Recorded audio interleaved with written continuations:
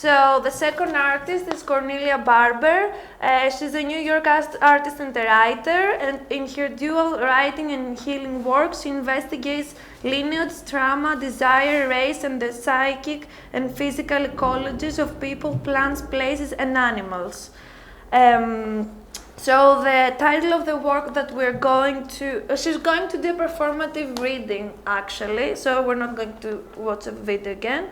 The title is Erotology, Writing Psychoanalysis, in which we will contemplate the sexual, vulnerable, enigmatic, and resistant space psychoanalysis opens and closes for marginalized subjects. So we're going to call her now. Okay, so hello Nelly, thank you so much. And I introduced you a little bit.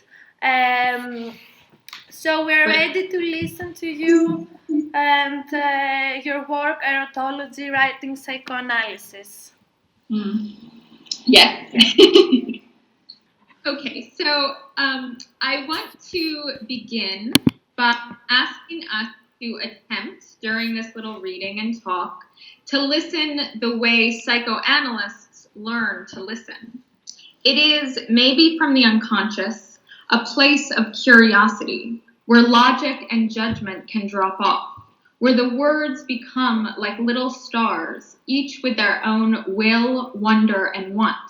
It is a vulnerable place because it opens us to listen to parts of ourselves that are perhaps usually when an undesirable thought emerges, or when we feel distracted, bored, horny, tired, angry, jealous, horrified, pathetic, anxious, we tell ourselves, no, go away, I'm listening to Cornelia give her talk. But here today, we don't want to stop our vulnerability from emerging. We want to try to engage, to listen to my words and to the multiplicity of thoughts and feelings, desires and memories, physical, emotional sensations that arise between us and that allow us so subtly to be here with each other. Later, when we speak together, I ask we all try to speak from the same place and risk, at the very least, humiliation and total failure. But if we fail, we can do so together, trying for some impossible form of listening and speaking and listening that may open the unknown for all of us. I want to repeat the task. Listen from a place in yourself you do not know. Listen from the belly, a place of curiosity where logic and judgment can drop off. Listen to what comes up in you, to what comes up in me through you. Trust this. This is an excerpt from a new project I'm working on, and then I'll follow it with a few thoughts about it. So, erotology, psychoanalysis. I'll ruin myself for you, drag myself through the mud, the rot, the artifice. I'll sneak past plastic doors, swim the length of my desire to reach towards, to tumble into you. If it suits you, if you want it, if and if not, stick. And crawl out from the high place of love, call out to the sun, mourn the rivers, the storms whose squalls brought me here, placed me before the call in your arms, near. Getting hotter, hot, cold, rigid temperature, an economic supremacy of the body, that the potential energy in me somehow belongs here and stays rapaciously within this body, that it cannot see, that I cannot give it. It's not a real offer. I've intended everything, but I have nothing. Nothing sinks beneath the weight of words, structures of care and carelessness. Formal doctrines written out in talismans of forgotten language. Who points at nothing? The stars, the ether, the sweat between us, raging and pouring ourselves into each other. Deep kisses promulgating the fire inside, filling the holes, stuffing the air, the lungs widening to exhale in solemn pleasure, a pleasure field and mind gap. I've given you everything. Always the tides unfurled, heart breaking open, pushing through, rambling and rambling to the other side. The nights, the slow, cold air, the brisk and smoky air. I kept myself in line this way, kept the lines between us open, the vibrations speaking, the raw river breaking into us, chide night, chide midnight sky, deep blue and holding space.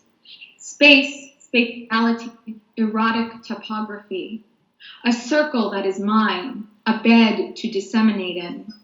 How long a circle, around and around an eternal prognosis? If it was a dick, would it be easier, quicker, thicker? I could rain down on myself, pour the filaments out, wash the firmament in matter, electrify and enter. The elements are out of whack, the red breaking into gray, and I can't feel my toes at all, but you are there, standing, swimming, waiting, waving. You are there and not there. Your eyes and my eyes light up together. We teach each other what is possible and what is impossible. One lingering sensation at a time. One look, one accidental brush, a hand against your hands reaching through the city, the water, touching everything and all of me, the endless wish. Desire grasps itself to you, hands, then fingers, then hair, then mouth, mole, brown eyes. I'm startled by the retelling, the after-telling, après-coup.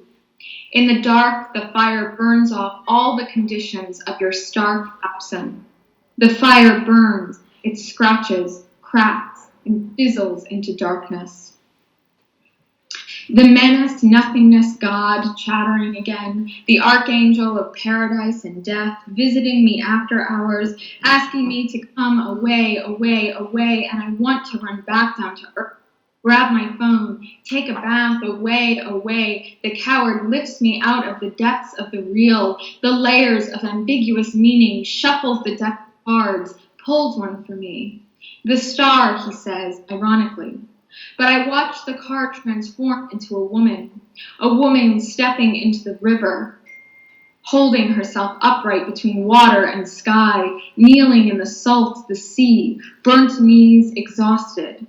Every day she leaves her little home, walks to water, collects the water, drains the salt, offers the salt to God, walks back to her home. Every day, all day, this is her life. Her visions roam. She dreams of fire and sky. She dreams of her naked body transformed to spirit. The birds at her back, day after day, waiting her sound, the wail into oblivion. And one day, finally, she drinks from the river. Slowly at first, sip after sip, over and over, then large gulps, spitting, choking, laughing. She drinks the whole river till it fills her, bloats her small frame. She is the earth now. She is the space, her own space now, her own topology. She is ready for you. Thank you. So, thank you so much. So I want to address the title of our dialogue today and of my piece, Erotology, Writing Psychoanalysis. It took a few attempts to get the title. First of all, what is erotology? The study of eros. So I thought, Greek, good, at least the title can be site-specific, even if I cannot. But psychoanalysis really is the study, the meaning, the accumulation of and grieving of all the love, lack of love, misuse of love, violation of love one contains. Lacan says in his lecture on transference that the love the patient feels for her analyst is what makes an analysis work. Love is what makes and unmakes us. It's what creates the baby, what ruptures the accident, what over and over again aggrieves the adult. It's all the stages of loving and being loved that permeate the couch's aura and make sitting in the psychoanalyst's chair at times so hot. And yet love, as it's sold in Western culture, is such a cliche. Almost like an infection, it breeds stereotypes, dead mottos, empty speech. Love is in pink, but no, it isn't.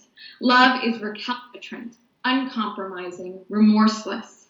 In the opening sentence of the piece, I'll ruin myself for you, it is a demand in the first breath be destroyed by the other, a demand for love. If desire speaks to an impossible wish that can never be fulfilled in reality, love makes it possible to conceive of this impossible wish. This is one way to hear what the analyst does. Through her presence, she allows the impossible not only to be articulated, but to be remorselessly, urgently heard. So, writing. In the passage I just read you, I desire to write towards a phrase I mentioned, erotic topology, a phrase from the Cuban artist Zelia Sanchez, whose large sculptures and canvases abstractly imitate breasts and vaginas, gesturing towards a sweeping bisexual matrix where line leads to circle and intimacy manifests in the textural folds, each piece hiding and showing, sharing and climaxing, lying and loving on the line between sexuality and formality, between signifier and signified, between conscious and unconscious, so articulate and so vastly unspeakable. And I have, I don't know if you'll be able to see it so well, but this is one of her. Yeah, we can see it perfectly. Oh, good. Yeah. This is it.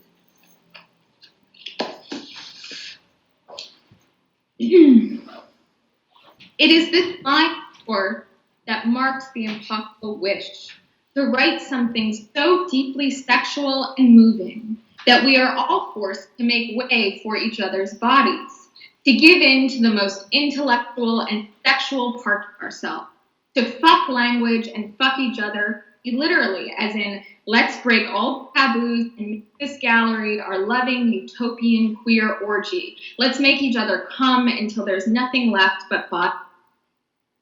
But of course, even in articulating this, I already feel how far away the articulation is from the unspeakable desire.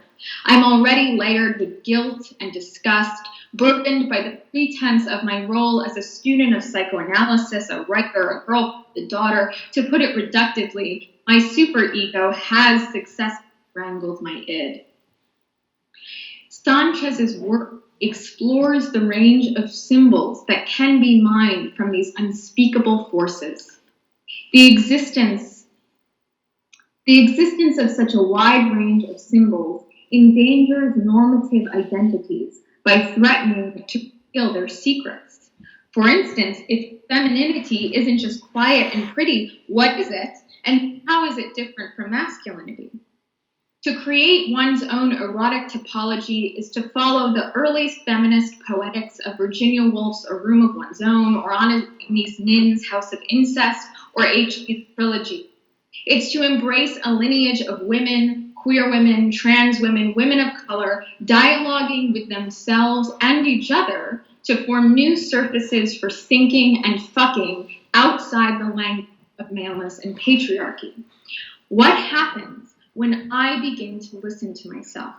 What happens when you begin to listen to yourself? And what happens when we start listening to each other? In this moment, where the vocabulary of feminism feels so relegated to #MeToo and all its satellite language, I often wonder at the role of sexuality in our lives as women, queer and trans people, marginalized.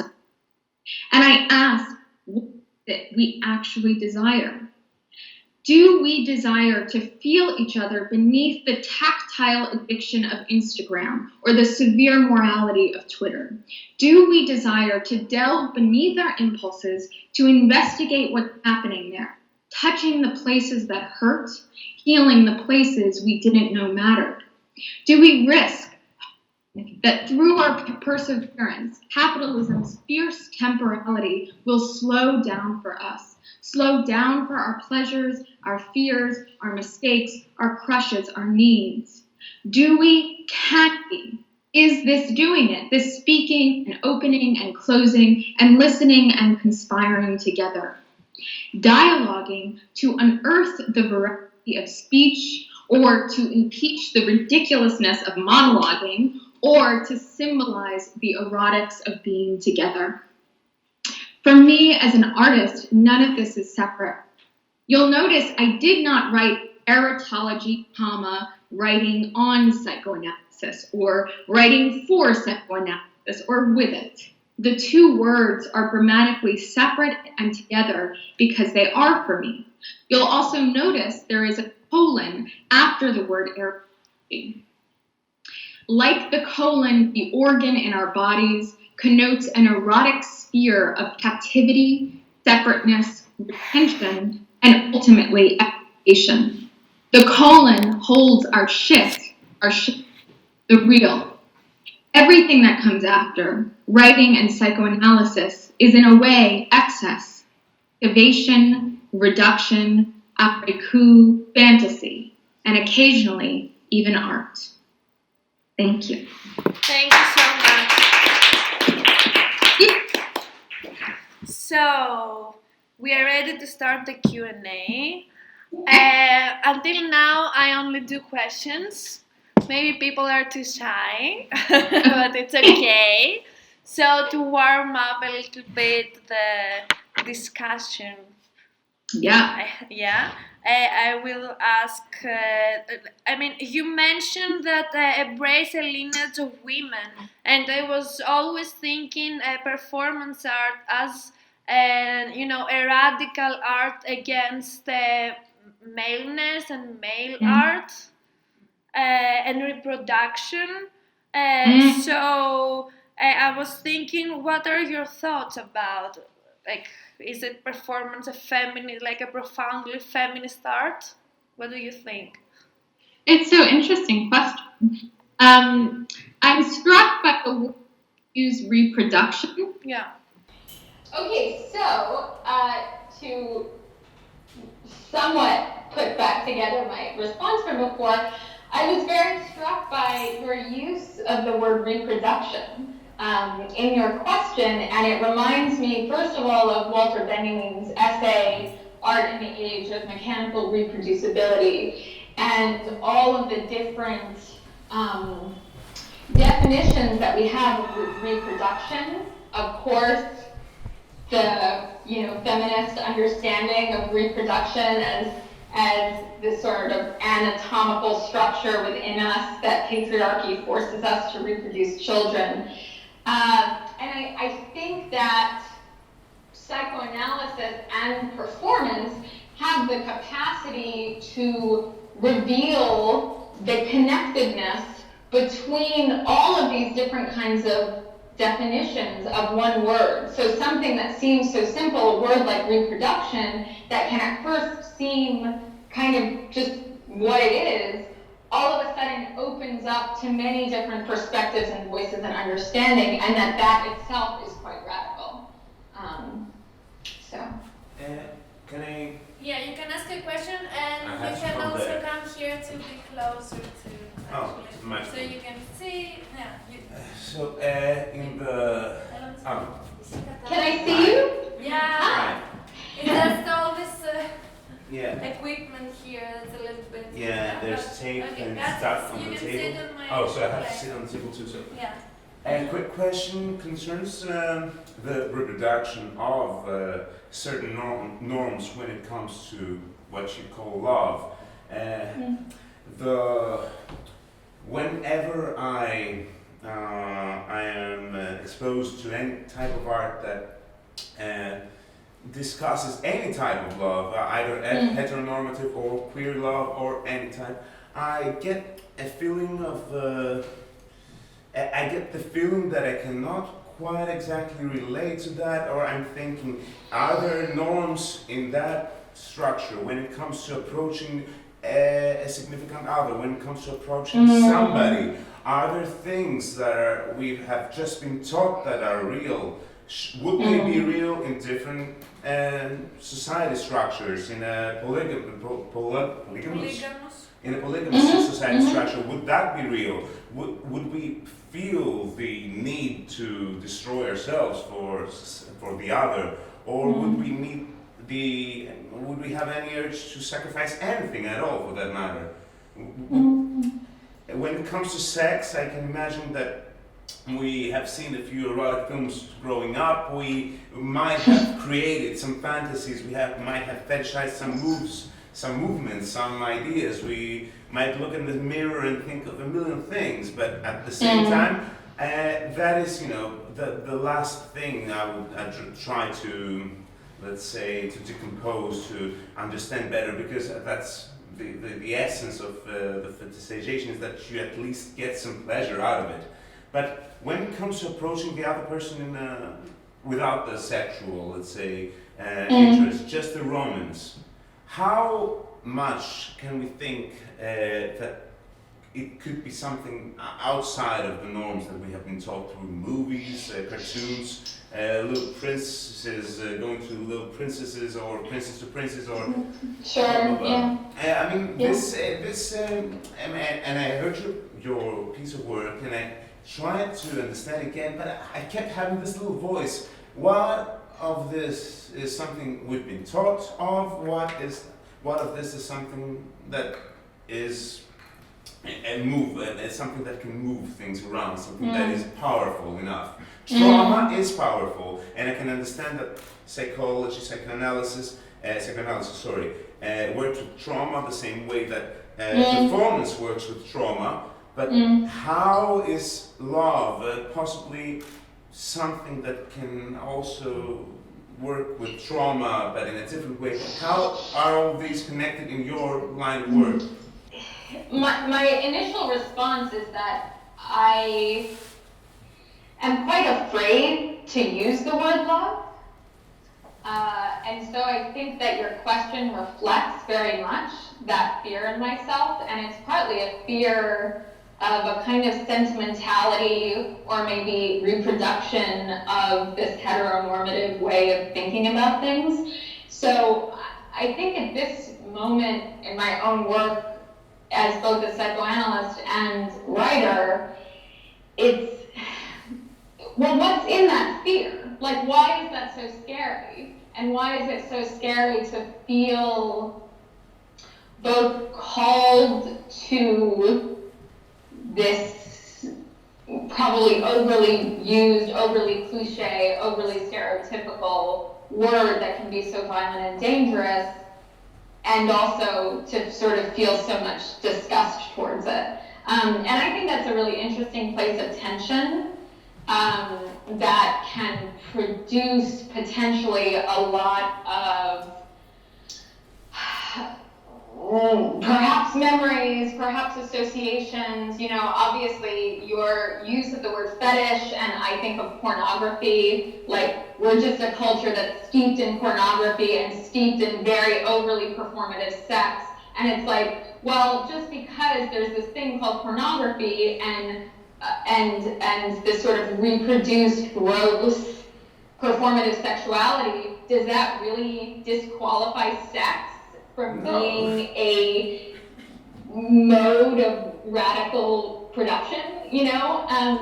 I think it doesn't. I think that what it takes is an investigation into the alternatives of what we've been given, not throwing them out completely and saying, well, this is, so horrible, but to kind of delve deeper into them. At least at this moment, that's my process. But I also think that, I ended even what I just read, I ended with talking about the colon and it being shit and everything that kind of comes afterward as being a kind of excess from that. So I'm certainly prone to my own sort of cynical view of things, and certainly view of love as well. So.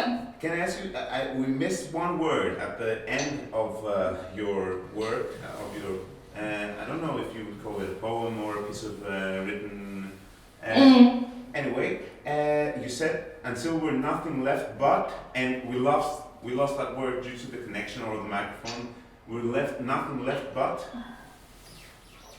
let's see, hold on. No, it wasn't. I'm not sure if it was in the. I think it was after, until we're nothing left but. If you cannot find it, it doesn't matter. At the very, very end, or at the end of the. Close to the end. I'm not. I can remember. I just wrote that down. I think it was. Never mind. I think Odette has the piece, and I'm happy to have her share it with you. Perfect. So I've been, let's say, I've been covered by your answer. Of course, it's just something that should interest anybody. Would this? Can we relate this to the whole cancel culture? That's the discussion about cancel culture that's going on at the moment. Can we stop thinking of certain things and stop using them as pieces of work just because some people have completely tried to critically approach them in a way that we cannot. Never mind. Sorry. I'm just understanding your. No, I hear what you're saying. Yeah. And I understand what you're trying to do, and I'll be trying to, through Odette at least, to see any progress. Which is what we'll be doing. Thank you so much. Okay, I think we're out of time. Okay. So thank you so much for this. And Thank you so much. It was impressive actually, it was amazing. And we're going to have a break, and you will have all the documentation after as well. Great, thank you so much, Odette, and thank you so much, everybody. This was a really wonderful experience. So, Thank you. thank you. Bye. Bye.